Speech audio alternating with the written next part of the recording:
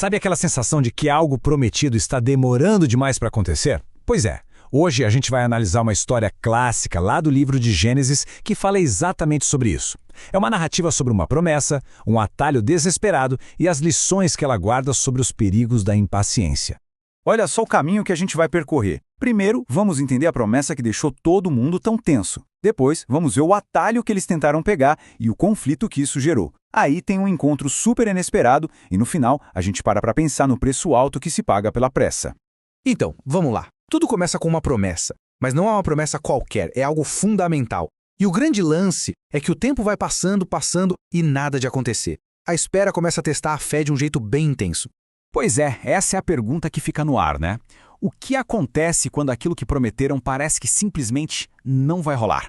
É uma situação que, convenhamos, muita gente já sentiu na pele. Essa espera que parece não ter fim e a dúvida batendo na porta. Então imagina a cena. A gente tem Abrão, conhecido como o pai da fé, uma figura super importante, já com 85 anos. E ele e a esposa, Sarai, estão esperando o herdeiro que Deus prometeu. Só que tem um detalhe. Sarai não podia ter filhos. Ou seja, de um lado uma promessa divina, do outro a realidade biológica gritando o contrário. É essa tensão que vai dar o tom de tudo o que acontece depois. E qual é o grande desafio aqui? É uma palavrinha só: impaciência.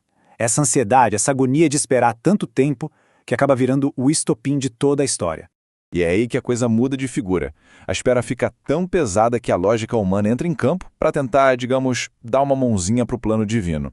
Só que esse atalho, bom, ele vai ter consequências que ninguém imaginava.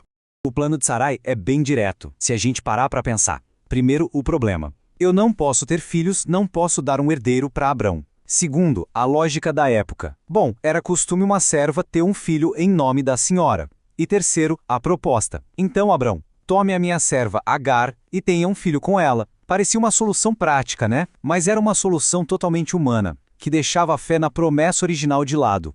E o que aconteceu depois desse atalho? Alívio? Paz? Que nada! O que era para ser uma solução virou uma bomba relógio que explodiu dentro de casa, transformando toda aquela esperança em um clima super pesado. E olha que interessante essa comparação. De um lado, a expectativa, uma solução simples, vamos ter o herdeiro, todo mundo feliz. E do outro, a realidade nua e crua, competição entre as duas mulheres, desprezo, um jogando a culpa no outro, uma confusão generalizada. A solução humana trouxe problemas bem humanos. A paz acabou de vez. Quando Agar engravida e começa a olhar para Sarai com desprezo, Sarai vira para Abrão e solta essa: meu agravo seja sobre ti. Ou seja, a culpa é sua. Mesmo a ideia tendo sido dela, a transferência de culpa começa e o conflito só piora. A coisa fica tão feia, o clima fica tão insuportável, que Agar, grávida e se sentindo totalmente desamparada, não aguenta. A única saída que ela enxerga é fugir. Imagina só, fugir para o meio do deserto. E é aí, no ponto mais baixo, no meio do nada, quando tudo parece perdido para Agar, que a história tem uma virada daquelas, totalmente inesperada. Pensa só, Agar, sozinha no deserto, perto de uma fonte d'água. E de repente o anjo do Senhor aparece. E a primeira coisa que ele pergunta é: de onde você vem e para onde você vai? É um momento super forte, mostrando que mesmo na fuga e no desespero, ela não estava esquecida. E a mensagem do anjo é bem clara. Ele diz: volte para sua senhora e se sujeite a ela. Difícil, né? Mas aí vem a promessa. Seus descendentes vão ser tantos que ninguém vai conseguir contar.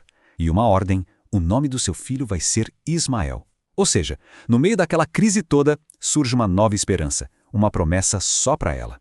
E o nome, Ismael, não é por acaso. Significa Deus ouviu. Pensa no poder disso. O nome do filho dela seria um lembrete eterno de que, lá no deserto, no meio da aflição, o choro dela foi ouvido. Bom, a gente está chegando no final da história. E o desfecho não é um viveram felizes para sempre. É algo muito mais profundo.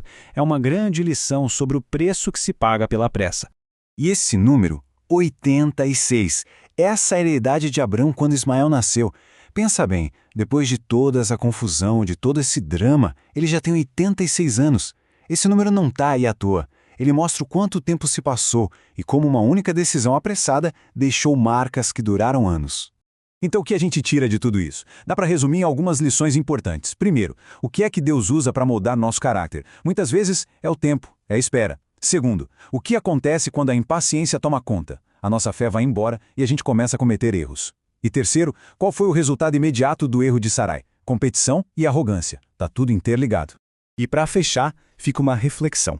Essa história de milhares de anos atrás serve como um espelho. E a pergunta que fica é, na nossa vida hoje, onde é que a gente talvez esteja tentando dar uma forcinha para Deus, pegando um atalho que, no fundo, pode trazer mais problema do que solução?